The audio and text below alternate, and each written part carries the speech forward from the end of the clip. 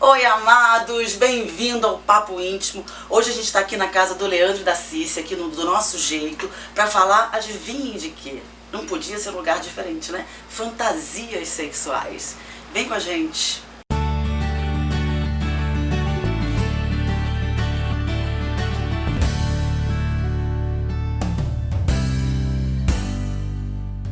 E aí, meninas? Como é que é isso, né? Vamos falar um pouquinho sobre fantasias. Primeiro, acho que seria interessante a gente definir o que é fantasia sexual, né? É tudo aquilo que está no nosso imaginário, né, que possa levar a gente a ter tesão, ficar excitado, querer desenvolver essa fantasia com um parceiro ou, enfim, com outro parceira, parceiro, parceiros, né? Então aqui é aquilo que nos estimula, nos desperta, isso, nos né? estimula, Nos exercita. isso, exatamente. Existem várias fantasias sexuais, né? E é legal a gente falar um pouquinho, pensar também sobre até que ponto a fantasia sexual é algo saudável. Certo. E qual é esse limite entre a fantasia sexual saudável para as parafilias, para a fantasia sexual, né, pervertida ou disfuncional, né?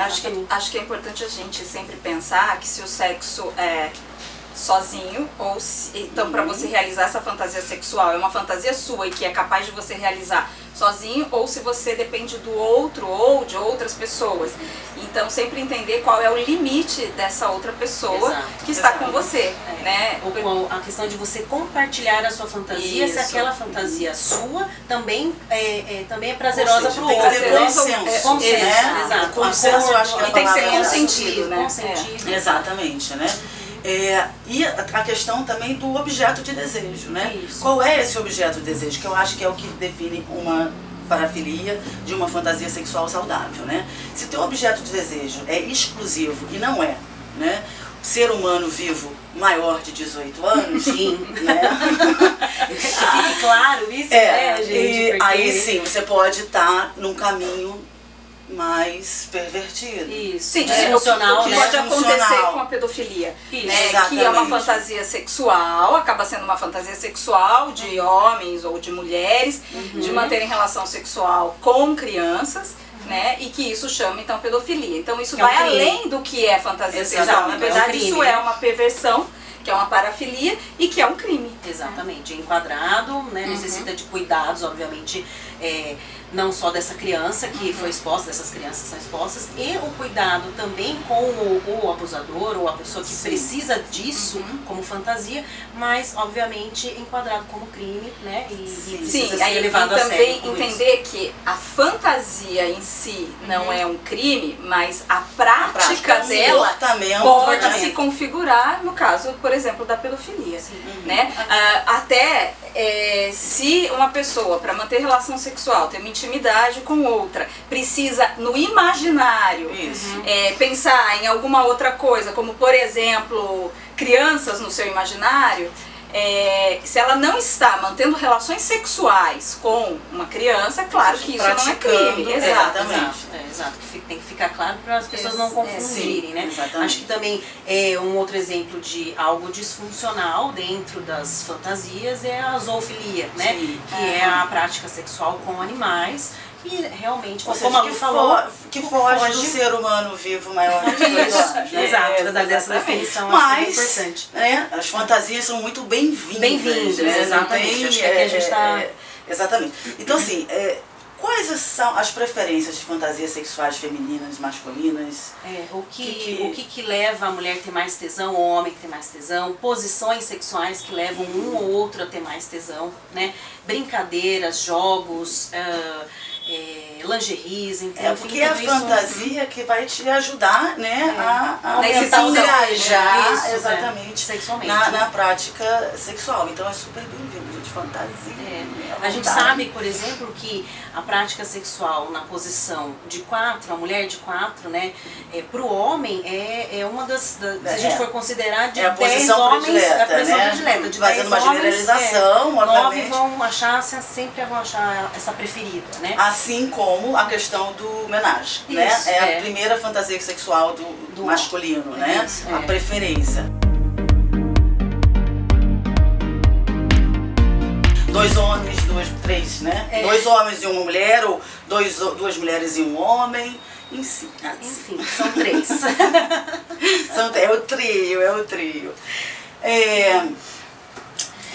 Outra prática que é muito comum, que está dentro das fantasias sexuais, é a prática via internet hoje, já virtual, que hoje sexo virtual, cybersexo. Isso, né? Exato, porque nós estamos num mundo globalizado via rede social, né? E hoje a prática sexual tá nessa área tá muito, as pessoas deixam às vezes de estar na intimidade do sexo para desenvolver a sua fantasia, para desenvolver essa fantasia virtualmente com alguém que esteja do outro lado da tela, né? Exatamente. Sem às vezes nem conhecer realmente. E hoje é uma prática muito comum, né? É uma prática comum, tem a questão da proteção, né? Porque como é um sexo virtual, de não ter doença sexualmente transmissível, de não ter uma gravidez indesejada, então muitas pessoas acabam fazendo isso. A questão existe mesmo de estar à distância. Isso, existe o prazer, o desejo, o gozo, né? O orgasmo, né? Que você desenvolve o seu imaginário, que é uma das coisas que a gente incentiva muito, que é o imaginário do sexo, para poder que a prática seja prazerosa, e aí é muito legal. E o que vale é o que você está imaginando, porque muitas vezes você está teclando com uma outra pessoa, sem imagem, na verdade, Exatamente. E você pensa que quem está do outro lado é do sexo feminino, e na verdade é uma pessoa se fazendo passar, né, como um personagem. Mas aí é um grande E aí é que está a fantasia. Exato, porque é esse exercício imaginário. Exatamente, muito legal. E falar um pouquinho das suas fantasias prediletas. Vocês querem falar um pouquinho? Vamos expor? Olha, eu acho que a gente tem Gente, surpresas isso não estava aqui no programa.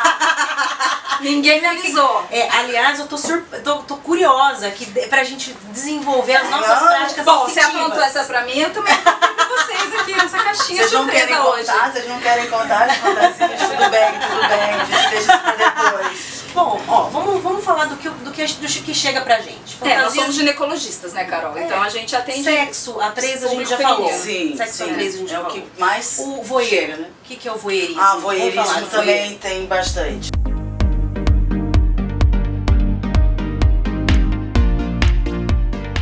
A pessoa pode estar desde da internet fazendo isso, porque existem vídeos nesse sentido, e também em casas, né, de swingers, em que a pessoa pode ir lá e ver outras pessoas tendo relação, não necessariamente ela tendo relação, assim, vendo a relação. Né? Ou então contrata e tem o outro lado, né? O voyeurismo, que é o exibicionismo. Que é uma pessoa que gosta de ser vista. Né? Exatamente. Não só na prática, mas de ser vista nua, enfim, né? O fato de ser vista é o que excita, né? Exatamente. Independente se ela está fazendo sexo prática, mesmo, ou se masturbando, ou enfim, né? O fato de ser visto é que leva à excitação. E também tem o outro lado que não é o exibicionismo, mas é a excitação por estar num lugar proibido socialmente para uma relação sexual, né? Ou para uma intimidade, enfim. Um lugar público. Um lugar público, exatamente. Risco. Aí o barato já não está no ser visto, né? No ser visto é no barato está no risco. Correr o risco. Que vamos combinar, né? Que correr o risco é bem interessante. E é isso que eu vejo muito no consultório. Chega muito, né? E hoje, depois, né, dos 50 tons de cinza, também aparece bastante essa questão do sadomasoquismo. Muito, né? Do BDSM, né? Isso.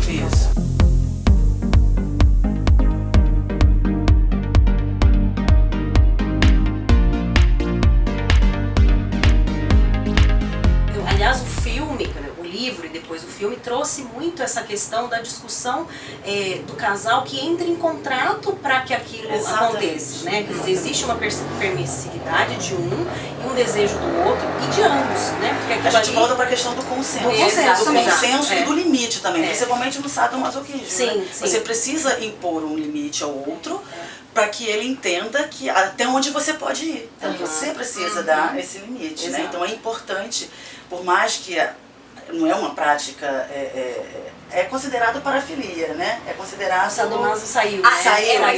Não é mais. Então, porque tem consenso. Tem consenso, exato. Porque tem consenso e, assim, e o contrato. Então, eu sou de acordo de que não. Acho que a gente precisa deixar muito claro que o transtorno parafílico é aquele que leva o paciente ao sofrimento ou prejuízo de outro. Caso a pessoa esteja realizando uma prática que ambos têm consenso e que não está levando a sofrimento psíquico de nenhum, aquilo pode ser enquadrado como fantasia.